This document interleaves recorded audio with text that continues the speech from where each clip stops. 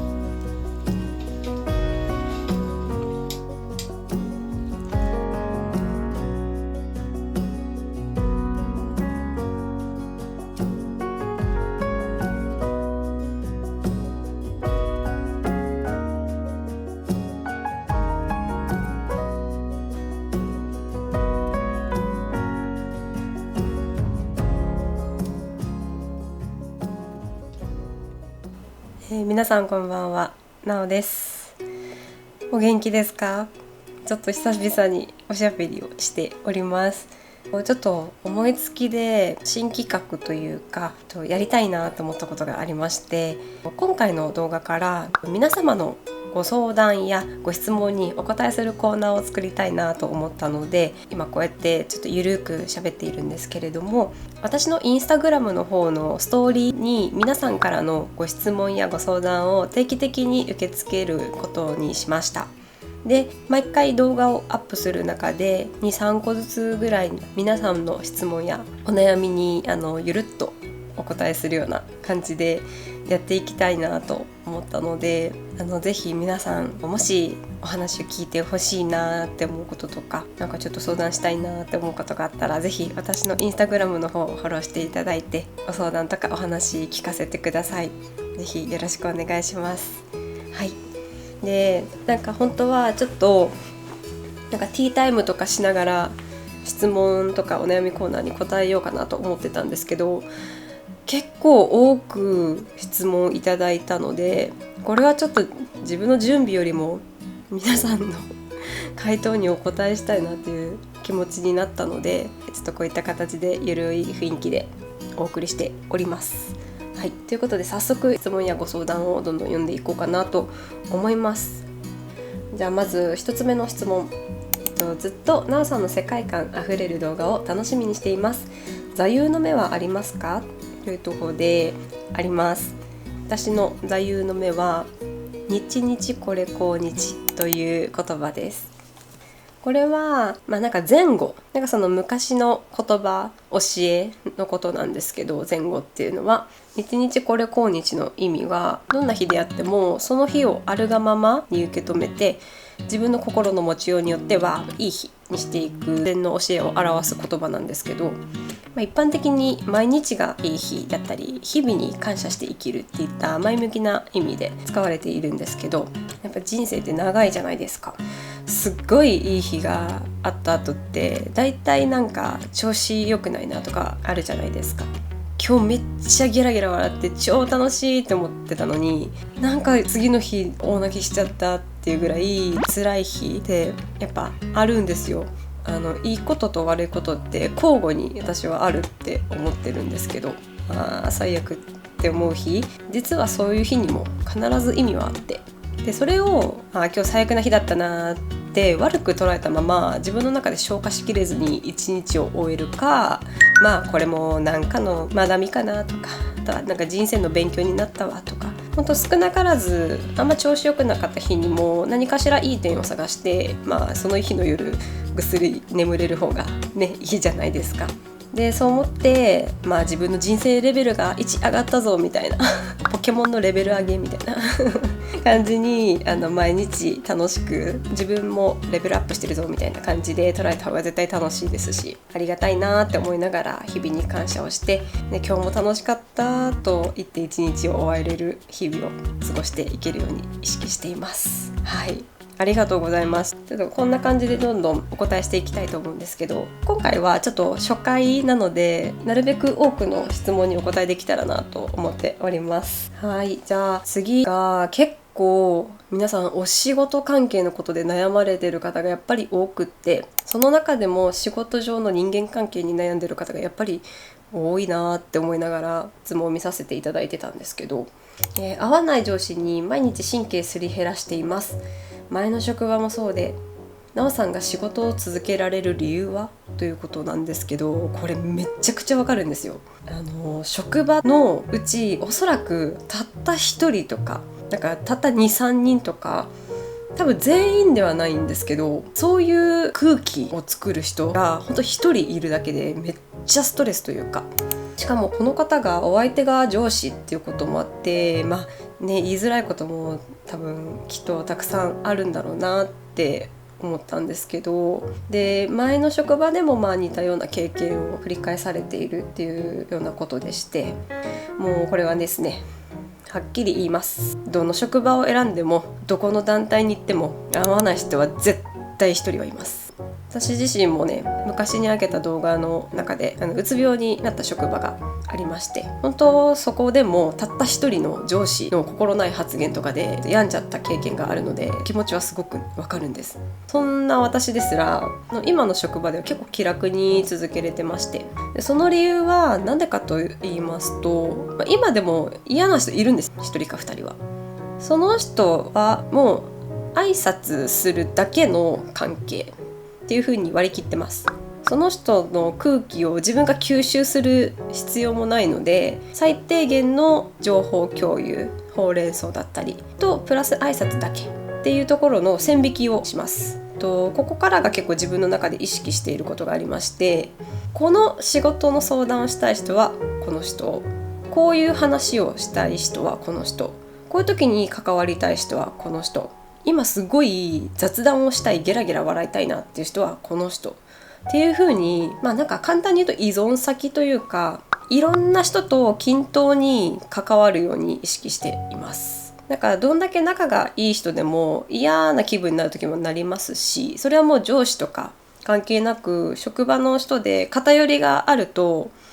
なんかその関係が崩れそうになった時とかって結構やっぱり居づらくなることもあるので、なんかいろんな人と関わることで心が保たれているというか、そんなに悩むことはないっていう感じになっていますね。それこそいろんな人との関わりが増えるといい情報をもらえたりだとか、いざという時に助けていただいたりだとか、サポートしていただいたりだとか、そういった面でもすごくありがたいなって思いながら過ごしているので、嫌な人に神経をすり減らすより、自分が関わりたい人、お話をしたい人のところに行くと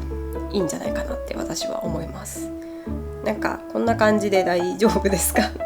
なんか的を得たような回答じゃない時もあるので、すみませんが、私ならこう考えるかなといった点でご相談にご回答できたらと思っておりますので、こんな感じでよろしくお願いします。はい、じゃあ次で、またちょっとだけ似たような質問なんですけど、周りの人の顔色を伺いながら動いてしまい、それによって気持ちが上げ下げしちゃうところを直したいというご相談を受けたんですけれども、これもすごいわかります言うて私も HSP ともあんまり言いたくないんですけど、どこかしら自分の評価とか周りの顔を気にしながら動いてしまうこともありましたね。周りの目を気にしない方法になるんですかね。ここで言うと、結論から言うと、周りの人の顔色を伺うほど周りはあなたのことを全然気にしていないっていうことですね。気にする人はよっぽど暇だと思います。例えば自分が何もしていないのに相手が不機嫌になった場合は、相手の気持ちの問題です。相手のその日の心の持ちようの問題になりますね。本当に気持ちってお天気と一緒なので、なんか不機嫌でも明日コロッと機嫌が良かったりとかするんですよ。でそれは本当に人のそれぞれのその人のコンディションとか、なんか今日ちょっと嫌なことあったのかなとか、なんかそういう事情があると思うんですよね。なのでそれを左右はできないじゃないですか、こちら側は。おそらく相手の気分を損ねないようにこの方は多分動いていらっしゃるんでしょうね。きっとすごい優しい方なのかなって思うんですけれども、人の機嫌だったりとか、なんかちょっとこの人を怒らせちゃったかなとかって言って自分の気持ちが上げ下げしちゃったりとか、そういうことは全く必要ないですね。特にその暴言を吐いたりだとか悪いことをしていない限りは、あとはもう相手次第っていう感じです。相手にお任せしますぐらいの勢いで全然いいと思います。もうあとはね、受け取り次第なんで、私もこういった質問コーナーやりたいですって言ってお悩み相談とかたくさんいただいたんですけれども、私もそこで誰かにどう思われるかっていうのはもう全然気にしてなくって、むしろ私はこう思いますっていうところで、あとはもうお相手がどう受け取るかっていうだけの問題になるかなと思いますので、そこで何かしらのヒントを得ていただいたりだとか、なんか元気をもらえたらそれはそれで私ももうウィンウィンって感じなんですけれどもはい、というような感じで全然気にしなくて大丈夫です。はい、ありがとうございます。はい、じゃあ次の質問です。これいいですね。やる気や気力が湧かない気分になった時、なおさんはどう乗り越えていますかということで、これはもうひたすら手を動かすこと、もしくは本当に何もしたくない時はさっさと寝ることです私はモチベーションという言葉にあんまり左右されたくないなって今は思ってまして、もうルーティーンにしちゃえばもうやる気も気力も関係ないって思ってるので、何かやるってなった時にもうそれが自分の中で当たり前、そのルーティーンを作ることによって安心感が生まれるっていうのと、やっぱりやる気に左右されない、モチベーションに左右されないっていうのがやっぱりいいなって思う点なので、やる気気力とかにもし左右されるようであれば、自分の中でルーティン化してしまうことで、本当にもうどうしても疲れました、寝ますぐらいの勢いでいいと思います。はい、これにしよう。ちょっと暮らしの質問なんですけど、日々の生活をする上でここはお金を惜しまないようにしているということがあれば教えてくださいとのことで、ありがとうございます。今現在で言うと、私は2つお金をかけていることがありまして、1つは書籍ですね。本にお金を惜しまないっていうことと、あともう1つはお花です。はい、生花、切り花。本はもう完全に自己投資だと思っています。で、どのジャンルとか結構関係なく1ヶ月に5冊ぐらいは多分買っちゃってますね。あと本を読む時間に一番の贅沢を感じています。なので本にはお金を惜しまない、自己投資として惜しまないようにしているということと、あとお花のある暮らしってやっぱりね、すごくいいんですよ。私2週間に1回1000円から2000円以内っていう値段を決めて、お花をいろんな、もうその時にときめいたお花を何種類か買って帰ってるんですけど、やっぱりなんかお部屋にお花があるとめちゃくちゃ彩りがよくって、気分がやっぱりウキウキするというか、ときめくんですよ。キュンってなるんですよお花があることによって暮らしがちょっとシャキッとするというか、ちょっと背筋が伸びるというか、ちゃんと生活をしようみたいな、ちゃんと暮らしを楽しもうみたいな、ちょっと気持ちがリセットされる感じがあるので、お花は2週間に1回定期的に買うようにしています。はい、ありがとうございます。じゃあこれいこう。周りが結婚とかしている中、私は彼氏がいなくて焦っちゃったりっていうご相談なんですけど、これもね、わからなくもないんですよ。やっぱり比較比べちゃったりだとか、周りが幸せになっている姿を見ていいなって多分思っちゃうんですよね。で、なんで私には彼氏がいないんだろう、パートナーがいないんだろう、結婚していないんだろうっていろいろよぎるかもしれないんですけど、もうこれはちょっと言わせていただきたいのですが、幸せになることを焦ったり急がないでください。これなんで焦らない方がいいのかをちょっと私なりの考えでお話しさせていただきますと、焦っている状態、自分が不安な状態だとか、情緒不安定のままだと自分の中でないものを探し出すんですね。より自分が不安定になっちゃう、相手に依存してしまうとか、そういうことが出てくるんですね。自分の軸、自分の土台を持たないとやっぱり関係性はうまくいきません。なので今もしパートナーがいなかったり、彼氏欲しいけどなかなかいい人いないなとか考えている人はめっちゃチャンスだと思います。で、なんでチャンスかっていうと、自分の波動を上げる期間わかりますか？自分を整えていい人に出会うための準備期間だと思ってもらえると、本当にいい出会いに恵まれるんですよ。恋愛に限らず、その目標だったりお仕事だったり、自分の幸せのためにコツコツね、日々動いていらっしゃる方も多いと思うんですけれども、まず自分のことを好きでいること、自分のことを好きでいること、自分の好きなものを知っていることで、自分がこうありたいという自分の中の理想像、自分自身の理想像を掲げていること、これがすごく軸になっていくので、相手にも振り回されなかったりだとか、強い意志を持っておいた方がやっぱり強い女性ってね、いいんですよ自分自身のことを大好きでいて、毎日軽やかに笑顔の自分で過ごしていると、本当にポンとした時に素敵な人がもう現れたりとかするんですよ。これ不思議なことに、そう素敵じゃないですか。なんかそういうの周りと焦る必要はもう全くないです。相手に思いやりを持って優しくできる自分であることが一番大事だと思うので、このフリーな時期を自分のための時間と思って、エネルギーを補充してあげることと思って過ごすと、本当にいい出会いに恵まれると思います。はい、頑張ろうね。ありがとうございます。はい、じゃあ次の質問ですね。なおさんが一緒にいて心地がいいなと感じる人の特徴とかありますか？ありますあります。一緒にいて心地がいいなっていう人はもうとにかく笑ってくれる人です結構ツボが浅い人は割と好きでして、どっちかというと私結構ボケるタイプでして、普段でそれに一緒にボケるかツッコミを入れてもらってゲラゲラ笑える関係が一番居心地がいいですねやっぱり一緒にいてなんか安心するっていう意味では笑い合えることがやっぱり一番かなって思っているので、私はこういう人をやっぱり大事にしたいなと思っています。はい、ありがとうございます。ちょっと長めの質問ですね。お付き合いしている彼とのことで相談です。彼が僕がやるよと言ってくれても彼も疲れてるだろうなと思い、つい大丈夫私やるよと言ってしまいます。めっちゃ優しい人ですね、この方。でも彼は自分がやると言っているのに断られると少し寂しいみたいで、相手の優しさをちゃんと受け取るコツってありますか？これもね、あります。彼がやるよって言ってくれた時には